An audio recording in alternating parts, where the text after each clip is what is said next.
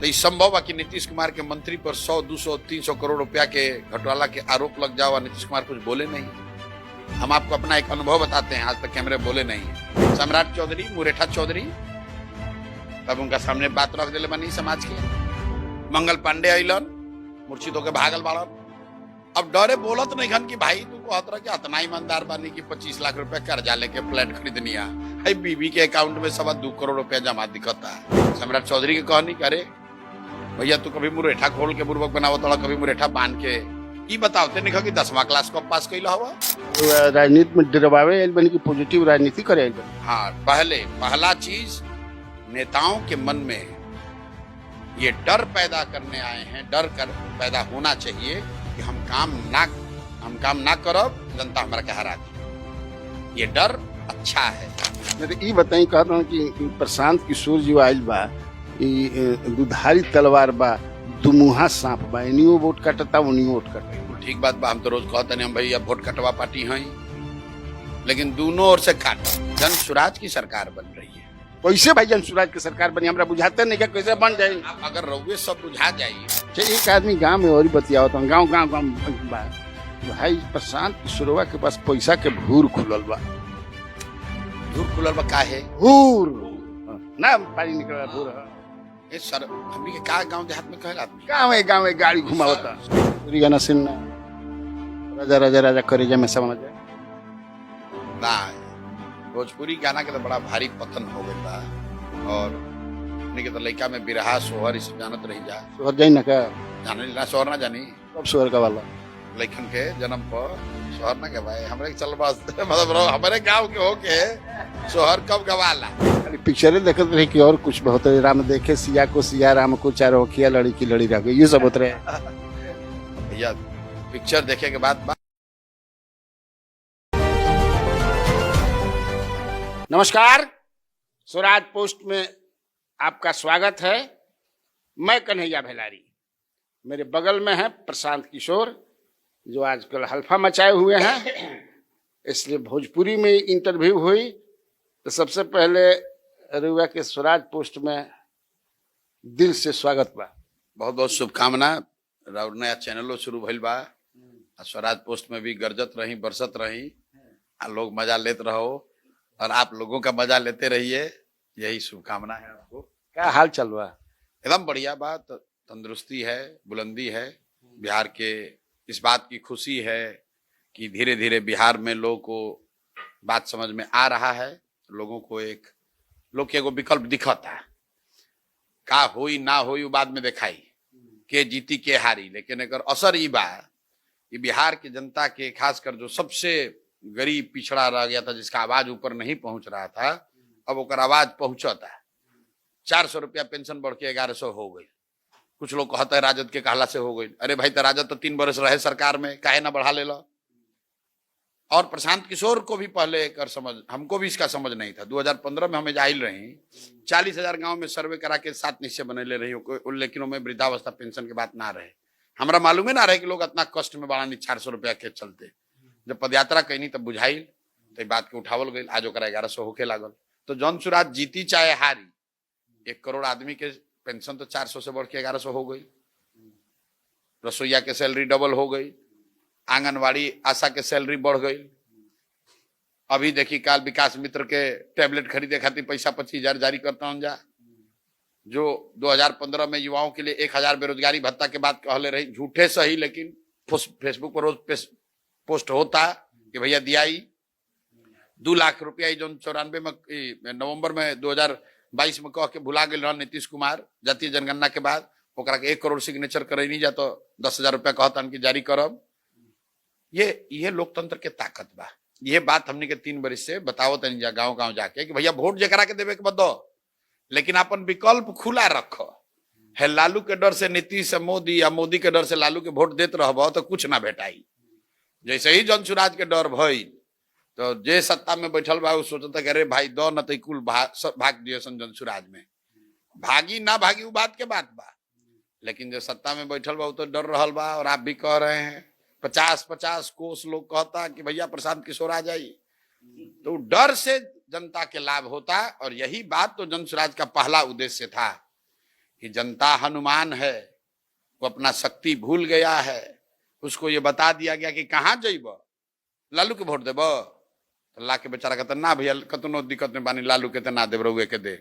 राजनीति में डरवावे आइल बनी कि पॉजिटिव राजनीति करे आइल बनी? हाँ, पहला चीज नेताओं के मन में ये डर पैदा करने आए हैं, पैदा होना चाहिए कि हम काम ना करब तो जनता हमारा के हरा दी।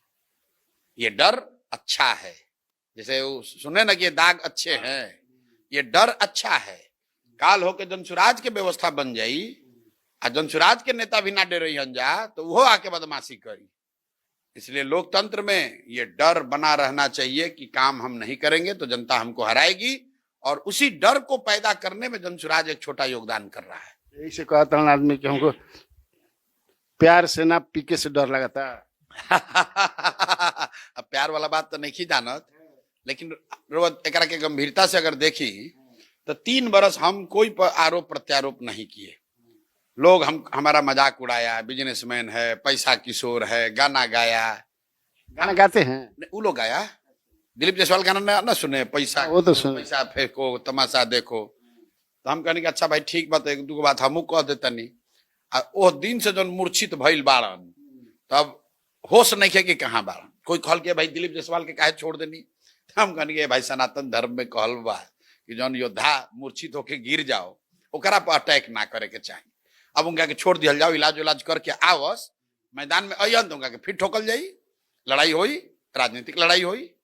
अब जे योद्धा दूसर एक महारथी हटलन, दूसर महारथी लोग आइल सामने, सम्राट चौधरी, मुरेठा चौधरी, तब उनका सामने बात रख दिले बनी समाज के। मंगल पांडे अलन, मूर्छित होके भागल बाड़न। अब डरे बोलत नहीं खन कि भाई तू कहत रह कि इतना ईमानदार बानी कि 25 लाख रुपया कर्जा लेके फ्लैट खरीदनिया है, बीबी के अकाउंट में 2.25 करोड़ रुपया जमा दिखता। अब बताओ भाई गलत सही गलत बोलते हैं तो बता दो। सम्राट चौधरी के कहनी कि अरे भैया तू कभी मुरेठा खोल के बुर्बक बनावत, कभी मुरेठा बांध के ई बताओते नहीं कि 10वां क्लास को पास कैल हवा, कहता के पूरा बिहार के रोजगार दे दे। तो बिहार के कुल पढ़ल लिखल लड़का अपन पीठ सीधा करता 10-10 साल पढ़ता के क्लर्क बन जाई, चपरासी बन जाई, तू मुख्यमंत्री बनल बाड़ा। ई बताओते नहीं भैया कि तू 10वां क्लास को पास कैल। ई बताओते नहीं कि जेल काट के अल मर्डर के इल्जाम में। इलेक्शन एफिडेविट में काहे नहीं लिखे ये बात कि हम जेल गए थे और नाबालिग होने का सर्टिफिकेट लगाकर जेल से निकले। ये साधारण घटना थोड़ी है। आप उप मुख्यमंत्री हैं, आप पर सीधे सीधे मर्डर का इल्जाम है, आप अरेस्ट किए गए, आप जेल गए और नाबालिग होने का सर्टिफिकेट देकर, प्रमाण देकर आप जेल से बाहर निकले। इस बात की आपने घोषणा क्यों नहीं की? आई को कौन नया भी शुरू भइल बा? हर दूसरा साल आप अपना नाम बदल देते हैं।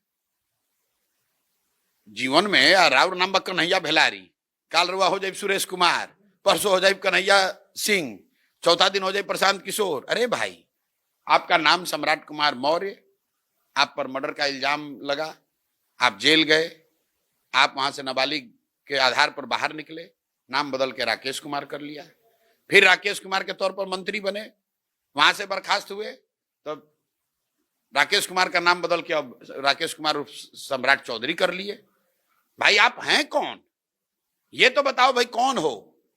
सम्राट चौधरी हो, राकेश कुमार हो, सम्राट कुमार मौर्य हो। अगर सम्राट कुमार मौर्य हो तो आप पर तो मर्डर का इल्जाम है, जेल आप गए थे, उसको बता दीजिए। अगर राकेश कुमार हैं तो राकेश कुमार का जो कर्मकांड है जो आप किए हैं वो सब बता दीजिए। ये नाम बदलने से ये तो आदमी जैसे सांप अपन केचुल बदलेला वैसे ही लोग करता, यही से जनता के सामने रख ले। यही तो मंगल पांडे जी कहता हूँ कि जे हमारा पड़ल बा जरी उनका पिलुआ पड़ी, हमारा पिलुआ पड़ी, उनका जरी पड़ल बा। हम तो जरी कोई के पड़ल नहीं की। हम कोनो मंगल पांडे से हमारा लड़ाई बा ना भाई। कोई कहल कि घर खरीद ले बाड़ा तो हमको हाई देखी पैसा ऐसे ऐसे गइल बा, तो हम जनता के सामने रख देनी। ओकरा बाद वो जवाब दिलन, जवाब आधा सुधा दिलन। तो हम कहने भाई क्या 5 दिन और समय दो जा, 10 दिन बता दिहन, अपने आप बता दिहन कि 61 लाख रुपया कहाँ से आयल बा। तो वो बतावे के बजाय तो कहतन कि हम तो इतना गरीब बानी कि 25 लाख रुपया बाबूजी से कर्जा लेके घर खरीदनी है। अब पत्नी के अकाउंट में 2.25 करोड़ रुपया जमा होता तो दोनों बात तो कैसे सही हुई भाई? हम कहाँ जरी पड़ल बनी? रउआ तो अपना राउर कर्म कुकर्म रउआ जरी पड़ल बा। नहीं तो ई बताई कहता कि ई प्रशांत किशोर जी आइल बा, ई दुधारी तलवार बा, दुमुहा सांप बा, इनियो वोट काटता उनियो वोट काटता। बिल्कुल ठीक बात बा। हम तो रोज कहते नहीं हम भैया वोट कटवा पार्टी हैं, लेकिन दोनों ओर से काटब आ इतना काटब कि दोनों जना कट के साफ हो जाइहन जा। ये बतवा तो कहता नहीं, लोग पूछा कि हम क्या कह दे वोट कटवा पार्टी तो प्रशांत जी घबरा जाइहन। अरे भाई हम तो मन से कहता नहीं कि हमनी के वोट कटवा पार्टी हैं जा। आ दोनों जना जो बिहार के जनता के कटले बा, ये दोनों जना के काट के साफ कर देवे के बाप की आली। तब देखी पहले का भाई, पहले राजद वाला महागठबंधन वाला लोग घबरात रहन जा, कहते रहे कि ऐसे रोज कहते रहे भाजपा का बी टीम, भाजपा का बी टीम। अब एनडीए वाला घबरात तड़न जा, अब कहते जाए कांग्रेस के बी टीम, कांग्रेस के बी टीम। अरे भाई दोनों कट रहा है, दोनों कट के साफ हो रहा है। जिसके पास जितना ज्यादा वोट है उतना ज्यादा उसका वोट कटेगा। मैंने आपको लगता है कि मतलब वोट कटेगा, उन दोनों में से किसी की सरकार नहीं बनेगी? जन स्वराज की सरकार बन रही है। कैसे भाई जन स्वराज की सरकार बनी? हमरा बुझाते नहीं क्या कैसे बन जाए? अगर रउए सब बुझा जाई तो कन्हैया भेलारिये ना जन स्वराज चालू कर लेता। अगर मान ली हमारे पत्रकारिता बुझा जाई, हमरा के समझाएं कि कैसे बने। बताओ तनी कि मान ली कि अगर हमरे बुझा जाई कि पत्रकारिता कैसे होला तो हम ही ना हो जाती कन्हैया भेलारी।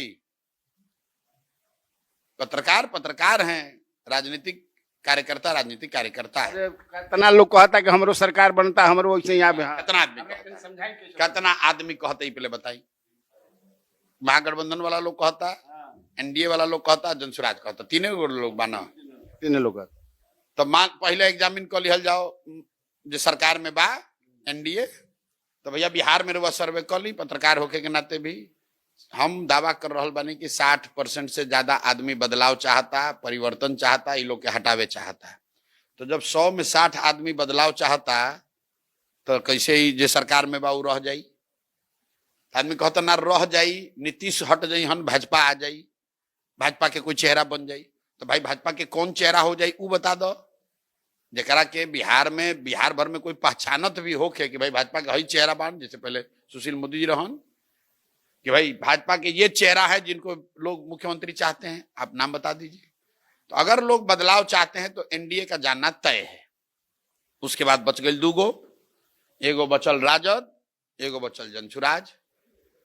तो राजद अब लोग के तय करे के बाद कि जो 15 बरिस के जंगल राज चलल, 3 बरिस जो तेजस्वी उप मुख्यमंत्री रहलन, वो काम वो लोग कैले बा, जनता ओकरा के देखले बा, समझले बा। तो जनता के तय करे के बा कि क्या वो जंगल राज वापस चाही आ ना चाही। तो एगो विकल्प बचल जनसुराज, जो की नया दवा आइल बा मार्केट में, कि ट्राई कर लो, इनमें ठीक हो सकेला, ठीक नहीं हो सकेला, लेकिन एक संभावना बा कि ठीक हो सकेला। तो तय कर लो भैया कि एक्सपायर दवा खा के मरबो। अभी जो दवा खाता तो बीमारी ठीक नहीं हो तो ओकरा के हटावे के। तो कहले रहे कि 1-2 महीना पहले घोषणा कर दे उम्मीदवार के, अभी तो लटकल बा। सब कहाँ कर दे लागल बा। और ई घोषणा कैले रही कि कोनो दूसरा दल से पहले जनसुराज अपन उम्मीदवार घोषित करी और पर कायम बनी। अगर कोनो दल के कोई उम्मीदवार घोषित होकल होके तो बता दी।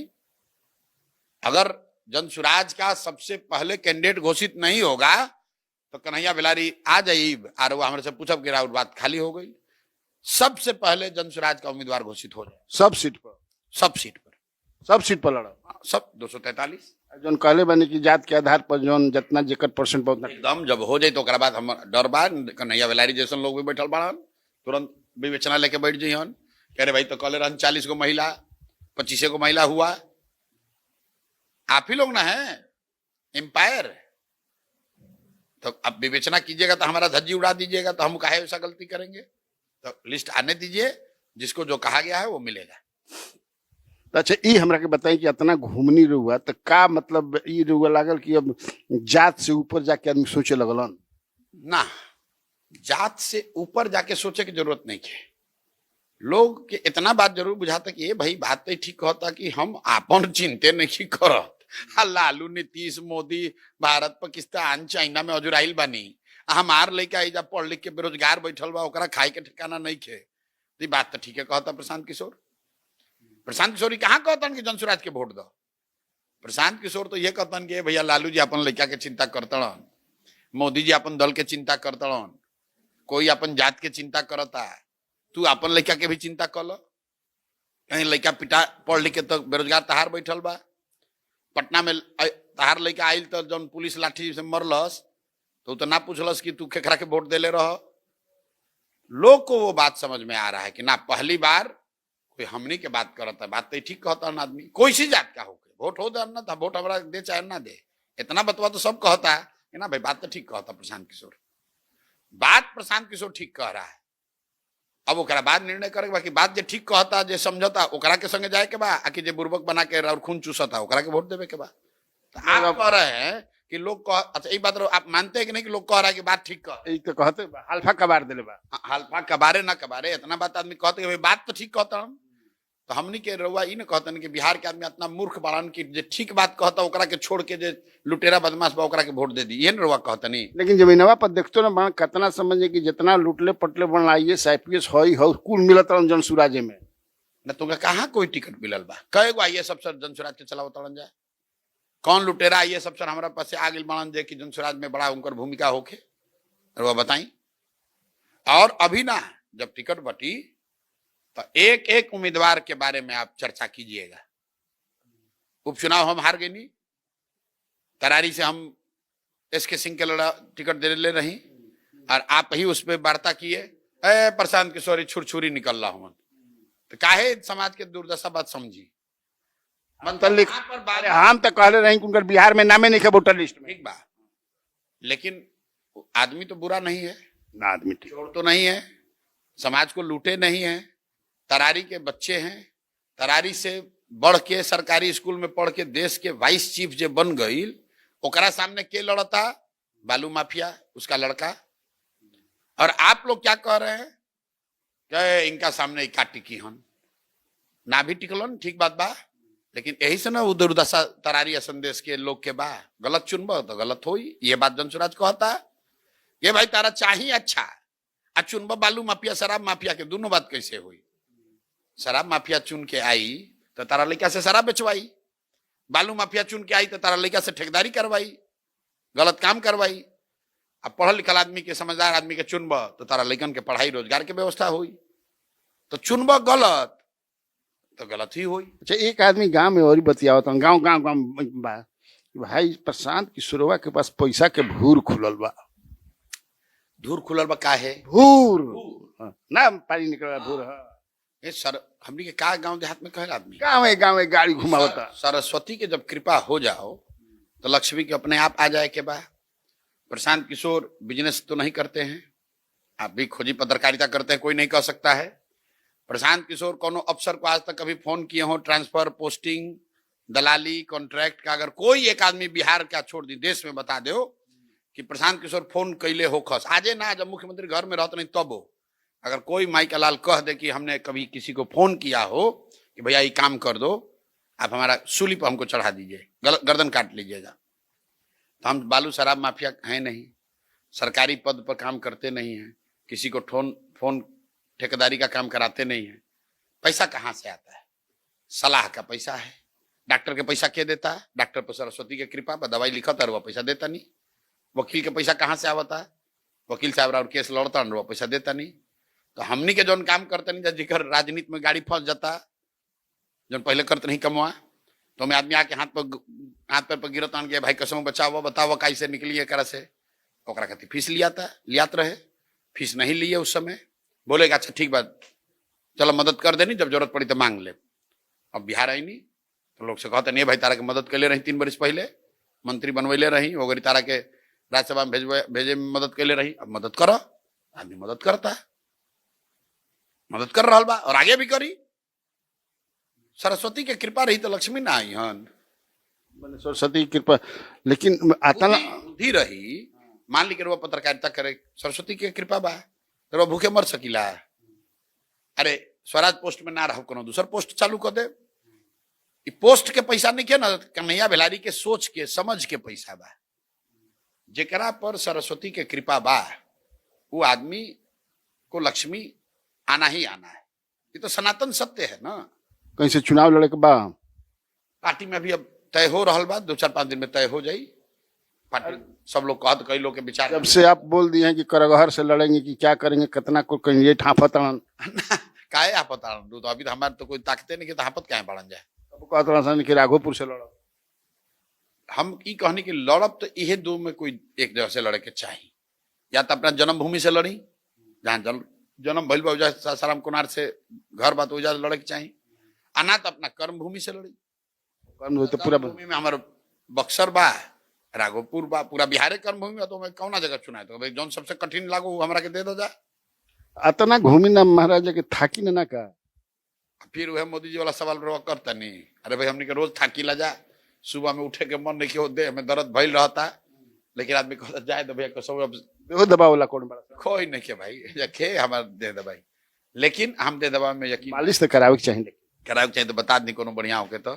लेकिन हम ही ना कहो कि अरे हम तो थकते नहीं किए से, रोज थकते हैं, सुबह में उठने का मन नहीं होता है, शरीर बुखार लागल बा, देह में दर्द भइल बा, लेकिन अब काम ले लिहल गइल बा। मांस मछली खाई ना खाए का है, एकदम वेजिटेरियन है, एकदम पक्का वेजिटेरियन है बचपन से आज तक जीवन में नहीं चिखले हूँ नहीं चिखे भी नहीं हूँ। अब कभी गलती से कोई डाल दे लोग के मुंह में नहीं जानत, लेकिन अपना होश में पेय पदार्थ भी। हमार माई एकदम वेजिटेरियन रही, हॉट ड्रिंक ना कोल्ड ड्रिंक कुछ ना। तो महाराज जाए तो इंद्र भेज दी कि जो चीख के आओ चिखल जाई वो घरी, जब भेज दिया ऊपर से तो धकेल के भेज दिया तब फिर चिखाई ना। हमार माई रही ना वो वेजिटेरियन रही, तो हम सबसे छोट लड़का रही, बतौले नहीं कि मोछी बड़ा, हाँ मुच्छी रवा के बतैले रही, मुच्छी तो हमारे मतलब गांव में बनत रहे से, तो माई के रहे कि एगो लड़का कम से कम रहो वेजिटेरियन हमारे संगे बैठ के खाए खाती, घर में और दूसरा आदमी लोग मीट मांस खाए वाला रहन, खाते रहे लोग समय समय पर खाइलन छोड़लन टाइप, तो रह गई नहीं वेजिटेरियन आज तक। अब जब माई विदेश में रही ऐसे कहते माने के चीयर्स होता है विदेश में, कोई बड़ा डील भी होला तो चीयर्स ना, तो ये तो आपके मन पर है, ये कोई आपको जबरदस्ती मुंह में थोड़े डाल देगा। हमारा अब जब माई रही तब ना बदलनी, तब माई चल गई तब जौन बात है छोड़ के गई बड़ी, तब तो दूध दही भी छोड़ रहा। ज्यादा समय ना ले और 2-4-5 मिनट इतना लोग से पीएम के साथे काम करनी, नीतीश जी के साथे काम करनी, ममता बनर्जी के साथे काम करनी, साउथ में भी केकरा साथे काम करे में एकदम दिल से मजा आई ना, सबके साथ अच्छा लागल। जब जेकरा संगे काम कइल गई तो मन से अच्छा लगेला, दिल से अच्छा लगेला एकदम। ये जब बिहार में जब काम करते थे तो अच्छा लगा कि ने तो कि हम ही चूज के ले रहे कि केकरा संगे काम करे के और अपन राज्य भी रहे, लेकिन मोदी जी के साथ काम करनी वो ठीके लागल, ममता जी के साथ काम करनी तो वो बहुत बड़ा लड़ाई रहे, देश भर के आंख रहे तो वो भी ठीक लागल। अमरिंदर सिंह के साथ काम करे के वो अलग मजा रहे, वो अपन एक राजा दया भया वाला कि जो जेकरा साथे या काम करनी बिहार में लगता कि अब थसक गइल बनन। दया तो शब्द ठीक नहीं है, कहे से कि हम इतना बड़ा आदमी नहीं कि उनका पर दया करी, लेकिन कभी कभी अफसोस होता है। अफसोस ये बात के होला कि नीतीश कुमार ने जो कमाया, क्या कमाया? नीतीश कुमार ने पैसा तो कमाया नहीं, अपने परिवार का राजनीति में लाए नहीं। नीतीश कुमार ने नाम कमाया, प्रतिष्ठा कमाई, इज्जत कमाया, वो सब धूल धूसरित हो गया। हम लोग अपन अनुभव बताओ तनी। 15 में ऐसे ही हम रात दिन भागत रही, तो नीतीश बाबू कभी कभी बोले हन कह रहे आप खाना पर आए नहीं, आपके लिए बैठे हुए हैं, तो हम बताओ तो नहीं हो जाएगा नहीं हो जाएगा, तो काहे के लिए इतना बेचैन है? क्या होगा अगर हम लोग हार भी जाएंगे तो हम इतना काम किए हैं कि हमको कोई गाली नहीं देगा। और जमीन पर भी हमने जात रही जाना तो आदमी कहते रहे कि ना नीतीश काम के लिए बना, लेकिन अब मोदी के वोट दिया ही, अब हमने को से बढ़िया चाहिए। कोई नीतीश कुमार के बारे में बिहार में अपशब्द ना कहत रहे, कोई नीतीश कुमार के गाली ना देते रहे। हमने का अफसोस ही बा कि जिस आदमी को हम लोग इतना बढ़िया मानते थे, जानते थे, आज उसके नाम पर गांव गांव में गाली दिया जा रहा है। इसलिए नहीं कि वो चोर हो गया, इसलिए कि उसका इर्द गिर्द का आदमी सब महाभ्रष्ट हो गया। मनमोहन सिंह नीतीश कुमार से ज्यादा ईमानदार मानल गए, लेकिन एक समय आयल जबकि उनका इर्द गिर्द के आदमी इतना चोरी कर लेलन कि मनमोहन सिंह के भी वो में पिसाए पड़ल। भाई मनमोहन सिंह क्या कहलन कि हिस्ट्री विल जज मी मोर फेयरली। काहे? क्योंकि वर्तमान में जब रुआ संगे इर्द गिर्द इस तरह के आदमी हो जाए तो वर्तमान तरह और खराब हो गई के बाद। तो शायद जब एक कालखंड के इतिहास लिखल जाई तो नीतीश कुमार के अच्छे काम का भी चर्चा होगा और जो जिस कालखंड में काम नहीं हुआ उसका भी चर्चा होगा। लेकिन आज तो अभी बुरा काम वाला कालखंड चलता तो अभी तो गालिए पड़ता। अच्छा, इ लागत रुआ कि जितना रुआ माने बम छोड़तानी, कौन कौन बम अब समझे कि तो इ नीतीश कुमार के पता हुई एकर जानकारी हुई, लेकिन नीतीश कुमार की अभी क्या स्थिति बा? नीतीश कुमार को जानकारी हो रही है, लेकिन उस जानकारी को प्रोसेस करने की क्षमता उनकी खत्म हो गई है। वो कोनो बात के जानकारी भइल कि भैया ये हड़ताल हो गई, हड़ताल के कैले बा यहाँ तक तो जानकारी हो गई, काहे खातिर कैले बा जानकारी अधिकारी बता दिलन, लेकिन ओकर इम्प्लीकेशन का बा, ओकर मैग्नीट्यूड का बा, ओकर राजनीतिक सामाजिक प्रभाव का बा, ई तो नेता के अपने से विश्लेषण करे के बा। वो विश्लेषण की क्षमता खत्म हो गई। तो बहुत सारा बात तो पते नहीं चलो तुमका, हमारा जैसन बुझाता एक्शन ले रहा था। अरे वो क्या बुझाता कि नीतीश 20-15 वर्ष के राज में उनकर कोनो मंत्री अपन बेटा दामाद के पोस्टिंग करा दी, ये संभव रहे? ये संभव था कभी? हम अरे कोई बिहार में नीतीश को जाने न जाने, हम तो नीतीश कुमार के साथे रहते न थे, कोई दूसरा आदमी तो नहीं रहा है। अरे जिसको जिसको अब आप लोग बताते हैं कि इनकर चलती बा, हम देखत रहे कि लोग के सामने मतलब 20 फरलांग आने का हिम्मत नहीं था भाई। बाकर बोलना तो बहुत बड़ा बात होता है। किसी का मजाल है कि 20 फरलांग में कोई आकर आने का हिम्मत कर देगा बोलने इतना? बाकी अरे हमारा दामाद के कदी, हमारा बेटा कदी, वो आदमी का वो आंच था, इसलिए अफसोस है।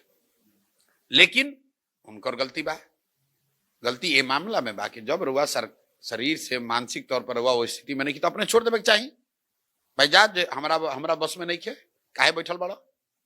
मनमोहन सिंह प्रधानमंत्री पद ना छोड़लन तो दोस्त अबे करी भैया। तो वही हाल नीतीश के होता।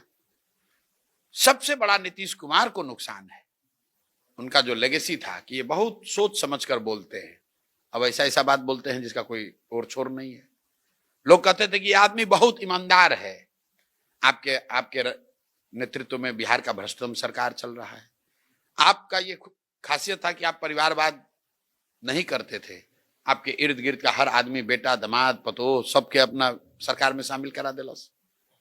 तो जो भी आप कमाए वो सब आपके इर्द गिर्द वाला लूट रहा है। और यही से जब अशोक चौधरी वाला बात भइल बा तो रवा ज्यादा जाना तनी और खबरी लोग ज्यादा बा जो जदयू में ओरिजिनल आदमी लोग बा वो सब ये बात मान रहा है कि भाई ऐसा ऐसा लोग आकर दल का बहुत नुकसान कर रहा है, नीतीश कुमार का बहुत नुकसान। मैंने रुआ लागत है कि नीतीश कुमार एकदम घेरा गिल बना।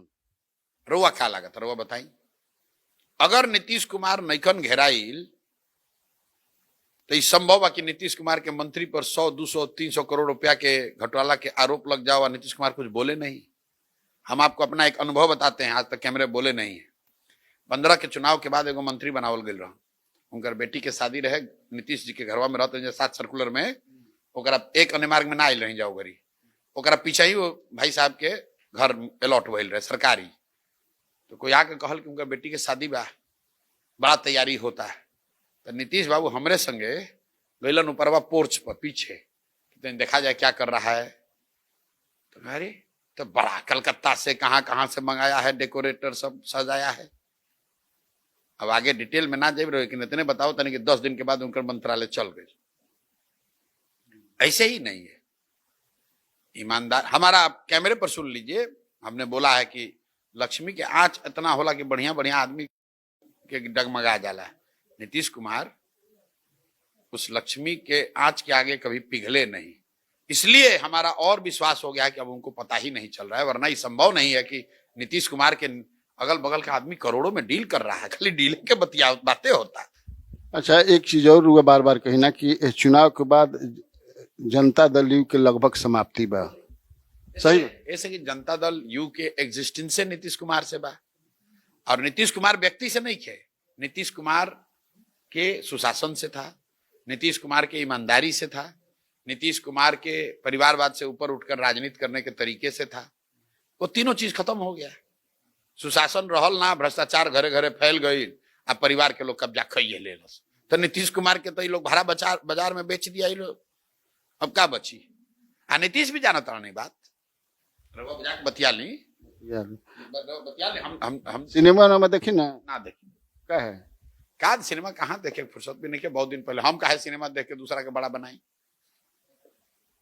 गाना उना गई ना, गाना ना गए हमने तो गर्दन फसल में गाना का गए भोजपुरी गाना सुनना, राजा राजा राजा करेजा में समझ जाए। ना भोजपुरी गाना के तो बड़ा भारी पतन हो गइल बा और हमने के तो लड़का में बिरहा सोहर ई सब जानत रही जा सोहर जाई ना का, जाने ना सोहर ना जानी कब सोहर का वाला?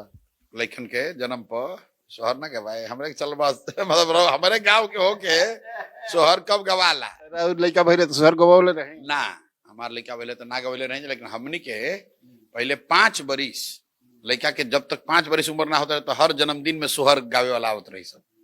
हमनी के जैसे पहला 5 गो बर्थडे बनल तो केक थोड़े ना कटात रहे, गाँव में आदमी जात रहे जो सोहर गवात रहे। पूर्वी छपरहिया ना सुनी हैं पूर्वी छपरहिया निर्गुण ना ये सब नहीं सुनते हैं हम, सुनते कोई गाना नहीं है लेकिन थोड़ा बहुत जानकारी पहले सोहर बिरहा उरहा गावे वाला लोग गाँव में बड़ा जुटत रहे तो वो सब हम लोग सुने देखे हैं। लेकिन अब तो जो चल रहा वो बचपन में ना जवानी में ना तो करत का रही तब करत रही जो सामने दिखा था हाई स्कूल में भी ये करते रहे का पढ़ाई तो हाई स्कूल में पढ़नी खेलनी का कल जाइए हाई स्कूल में क्या करिए पढ़नी खेली ना। अरे हाई जवानी में रवानी होला जवानी में कुछ भाई रहे पिक्चर खूब देखनी जाए एक समय आई जब लागल कि भाई इस समय बर्बाद कर रहा बनी। बता रहा था आपका मित्र कोई 1-2 फिल्म तो आप लोग 10 बार 12 बार देखे थे, एक दिन में 3 गो भी पिक्चर देखे। कहाँ वहाँ? ये साइंस कॉलेज में पढ़त रही तो एल्फिस्टन मोना अरिजेन कौन सी नंबर है? 3 एगो 2 गो रोजे की एक काम बाकी एगो में से निकल ली दूसरा में घुस रही दूसरा से निकल ली तीसरा में 3 गो हॉल रहे हो जा अब पीछे उन्हें या फिर अप्सरा चाणक्य 2 गो होटल रहे एग्जीबिशन रोड में आज स्टेशन पे बीना तो सब सिनेमा हॉल के नाम बता देता नहीं 8 गो 9 गो रहे तो पहले जब देखत रहे जब पढ़त रही जाता फिर ज्ञान भइल कि भैया पिक्चर देखला से तो जीवन ना बनी ध्यान देवे पड़ी ना तो खैला के लाला पड़ जाई खाली पिक्चरें देखते रहे कि और कुछ बहुत राम देखे सिया को सिया राम को चारों अखिया लड़ी की लड़ी रह गई ये सब होते रहे। अब भैया पिक्चर देखे के बाद बा और बाकी तो कहानी नहीं की जानत। चलिए बहुत बहुत धन्यवाद। कैसन लागल इंटरव्यू भोजपुरी में जरूर कमेंट में रखे के लिखब जा तब ना हम कुछ जवाब देत और मजा आई।